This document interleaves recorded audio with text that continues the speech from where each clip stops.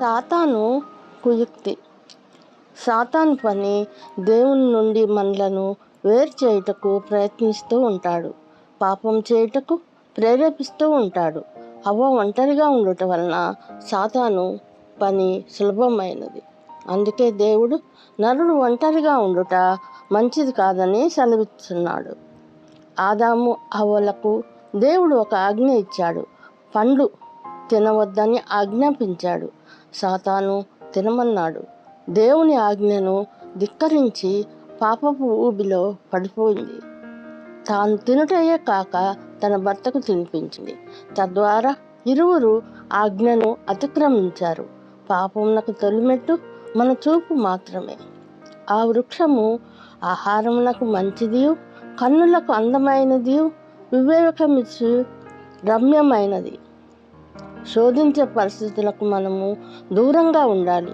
సాతాను సర్పం రూపంలో హవ్వను శోధించింది. పాపానికి ఫలితము దిగంబరత్వము, భయము. తెలివి వారిని సిగ్గుపరిచినది. నిర్భయముగా జీవించవలసిన వారు దేవుని ఎదుటకు రాలేక తమను తాము మరుగుపరుచుకున్నారు. తప్పు చేసిన వారికి దయగల తండ్రి, వాత్సల్యపూర్ణుడైన దేవుడు వారికి ఒక అవకాశాన్ని ఇస్తున్నాడు. పశ్చాత్తాపము, పాపపు ఒప్పుకోలుకై ఎదురు చూచాడు. ఆదాము హవ్వలు విఫలులయ్యారు.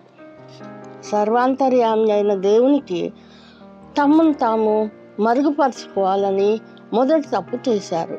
దేవుడు ఆదామును ఎక్కడ ఉన్నారని ప్రశ్నించుచున్నాడు. దిగంబరులుగా ఉంటిమి అని ఆదాము సమాధానం ఇస్తున్నాడు.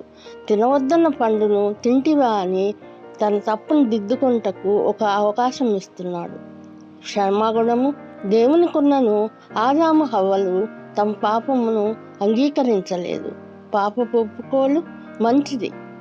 ఒప్పుకొనకపోగా ఒకరిపై ఒకరు నిందను మోపుకొని సమర్థించుకున్నారు.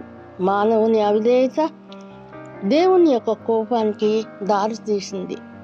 ఈ పాప ఫలితంగా ఆజ్ఞాతిక్రమము, అవిధేయతలు, పాపము అవి దేవుని సహవాసము, ప్రేమ, కాపుదల నుండి మనలను వేరు చేస్తాయి.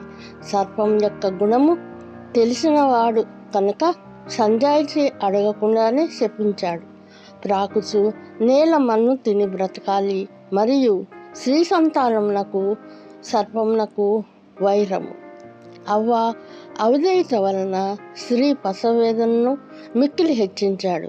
వేదనతో పిల్లలను కనాలి. అంతేకాక భర్త ఎడల వాంఛ కలుగును, అతడు నిన్ను ఏలును అని చెప్పించాడు. ఆదాము హవ్వల పాప ఫలితంగా సర్వసృష్టి కలుషితమైనది.